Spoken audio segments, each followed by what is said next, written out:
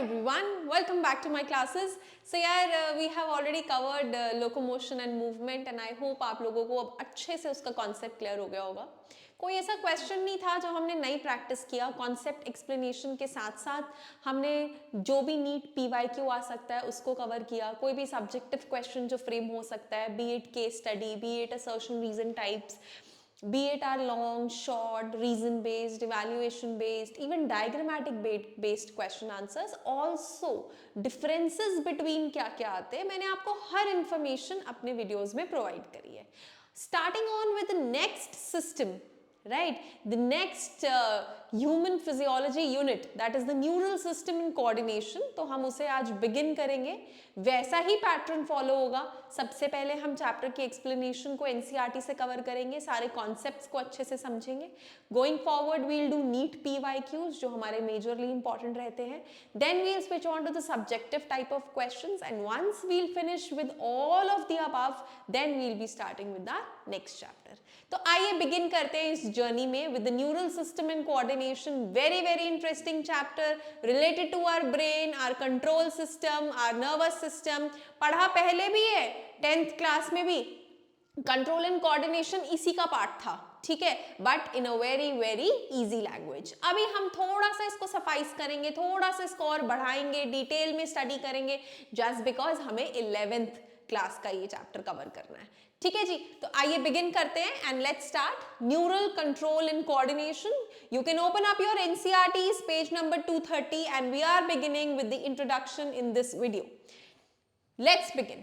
As you know, the functions of the organ systems in our body, मतलब हमारी body में जो भी ऑर्गन्स हैं, जो भी ऑर्गन सिस्टम है, be it heart related circulatory system, be it stomach related digestive system, be it or kidney related excretory system, any organ system in our body must be coordinated to maintain homeostasis. सब चीजें आपस में coordinated होनी चाहिए. Coordinated से हमारा मतलब है सबका संतुलन बना होना चाहिए. क्या मेंटेन करने के लिए? Homeostasis. The word homeostasis means regulation, regulation and maintenance. I am continuing here. Regulation and maintenance of our body temperature, of our body movements. ठीक है, हमारी बॉडी का एक इक्विलिब्रियम, एक संतुलन कैसे मेंटेन रहता है? By the coordination. Okay, so coordination is the process. Coordination एक ऐसा प्रोसेस है थ्रू विच टू और मोर ऑर्गन्स, जिसमें दो या दो से ज्यादा ऑर्गन्स आपस में एक दूसरे के साथ इंटरैक्ट करते हैं and complement the functions of one another, और एक दूसरे के फंक्शंस को सपोर्ट करते हैं. तूने किया तो मैं खड़ा हूं, ये चीज को मैं संभाल रहा हूं. अच्छा, ये चीज तू कर रहा है तो डोंट वरी, वहां से आती ऑब्स्ट्रक्शन को मैं हैंडल करूंगा.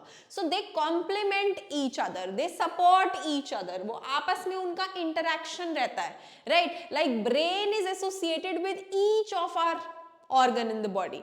मैं अगर आपको एग्जाम्पल दूं, राइट नाउ आप मुझे देख रहे हैं, तो what is happening?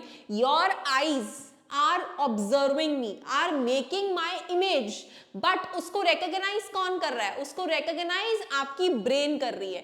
So at that point of time, your brain, your eyes, two organs are working in contact with each other. They are interacting with each other and they are complementing each other's function.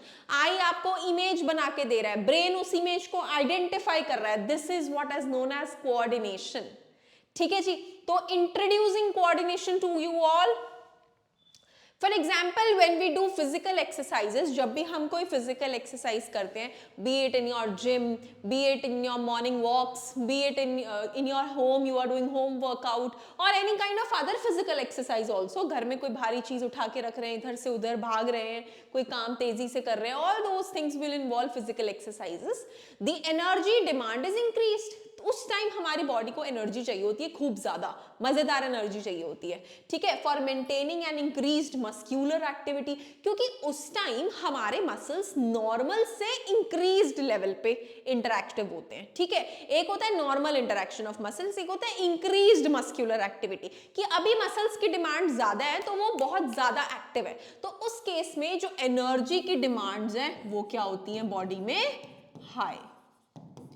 ठीक है, so that supply of oxygen increases at that time. जो oxygen की supply है वो बढ़ जाती है क्योंकि एनर्जी की डिमांड बढ़ रही है। और एनर्जी कैसे रिलीज होती थी, याद करो, जो भी खाना हमने खाया हुआ है उसके साथ ऑक्सीजन इंटरैक्ट करके क्या रिलीज करता था, एनर्जी। यही रिएक्शन था हमारे रेस्पिरेशन का। ठीक है, तो बेसिकली एनर्जी के लिए हमें ऑक्सीजन की जरूरत है, तो ऑक्सीजन की सप्लाई बढ़ जाती है। Correct, continuing, the increased supply of oxygen necessitates, oxygen की सप्लाई बढ़ने से इंक्रीज रेट ऑफ रेस्पिरेशन हो जाता है। रेस्पिरेशन क्विक होगा, मोर ऑक्सीजन मोर रेस्पिरेशन। ठीक है, तो increase in the rate of respiration. जब रेस्पिरेशन क्विकली होने लगेगी, ज्यादा से ज्यादा ऑक्सीजन यूज हो रहा है, तो पंपिंग ऑक्सीजन की उतनी तेज हो रही होगी, more and more heart is pumping the oxygen. ठीक है, तो हमारा heart beat, increased blood flow सब बढ़ जाएगा वाया द ब्लड वेसल्स, क्योंकि हमें ऑक्सीजन की रिक्वायरमेंट बहुत है। और ऑक्सीजन ट्रांसपोर्ट करने वाला स्ट्रक्चर कौन सा है, हमारा ब्लड। ब्लड किसको पंप, किसके द्वारा पंप होके आता है, हार्ट के थ्रू। तो इसका मतलब हार्ट की भी एक्टिविटी इंक्रीज हो जाएगी। जहां हमने करी फिजिकल एक्सरसाइज, वहीं पे हमारे मसल्स हुए फटाफट तेजी से चलने लगे। मसल्स को तेजी से चलाने के लिए ऑक्सीजन को भेजना पड़ा। ऑक्सीजन के तेजी से आने के लिए हमारे हार्ट को बहुत तेज तेज ब्लड पंप करना पड़ा। जैसे ही ज्यादा ऑक्सीजन आया, रेस्पिरेशन फटाफट से होने लगी, तो सब चीजें बढ़ गई। हुआ ना कोऑर्डिनेशन। एक चीज करने के लिए सभी आपस में जुट गए और इकट्ठे कोऑर्डिनेट करने लगे। चाहे वो ऑक्सीजन था, चाहे वो मसल्स थे, चाहे हमारा हार्ट था, तो चाहे हमारा रेट ऑफ रेस्पिरेशन था। Clear? When physical exercise is stopped, जब physical exercise रुक जाती है, the activities of nerves, lungs, hearts, kidney gradually return to their normal condition. जब एक्टिविटी हमने रोक दी तो ऑब्वियसली सब चीजें वापस रिवर्स हो जाएंगी, ज्यादा एफर्ट्स करने ही नहीं है अब। ठीक है जी। So thus the function of muscles, lungs, heart, blood vessels, kidney and all the other organs which were coordinated while performing during the physical exercises. So this is known as control and coordination. Okay? In our body, the neural system and the endocrine system jointly coordinates. तो साथ साथ में काम करने वाले दो system कौन से हैं? Number 1 neural system, number 2 endocrine system. The neural system functions via nerves, अपने मैसेजेस नर्व्स के थ्रू पहुंचाता है, whereas the endocrine system works via hormones. तो हमारी बॉडी में दो सिस्टम्स हैं जो कंट्रोल एंड कोऑर्डिनेशन में मदद करते हैं, that is the neural system and the endocrine system. They jointly coordinate and integrate all the activities. वो सभी एक्टिविटीज को कोऑर्डिनेट करते हैं, साथ में इंटीग्रेट करते हैं of all the activities of the organs, so that they function in a synchronised fashion, ताकि सभी साथ में काम करें। ठीक है, सो किन दो ऑर्गन्स का major contribution in coordination? Neural system, our nervous system and our hormonal system, that is known as the endocrine system. These work in integration. The neural system provides an organized network from point to point connection. मतलब neural system में क्या है कि कुछ तो ऐसी चीज है जो साथ साथ जुड़ी हुई है और वो पूरी बॉडी में स्प्रेड है ऐसे नेटवर्क की तरह। ठीक है, so it is providing a point two point connection for a quick coordination, फटाफट से मैसेज आगे से आगे ट्रांसफर करने के लिए। लेकिन जो एंडोक्राइन सिस्टम है वो प्रोवाइड करता है केमिकल। तो केमिकल इंटीग्रेशन मतलब जो एंडोक्राइन सिस्टम कंट्रोल ऑफर कर रहा है वो ऐसे पॉइंट टू पॉइंट कनेक्शन से नहीं हो रहा है, that is happening via the release of chemicals. जिन केमिकल्स का रिलीज हम क्या बोल देते हैं? हॉर्मोन्स। तो उसे हम बॉडी में केमिकल्स नहीं कह रहे, उसे हम एक अच्छा नाम दे रहे हैं, which is known as the hormones. Clear? तो that means two types of system, nervous system, endocrine system. Nervous system में कंट्रोल एंड कोऑर्डिनेशन किसके थ्रू हो रही है? न्यूरॉन्स एंड नर्व्स के थ्रू। दैट मीन्स कुछ तो है, पॉइंट टू पॉइंट कांटेक्ट कर रहे हैं।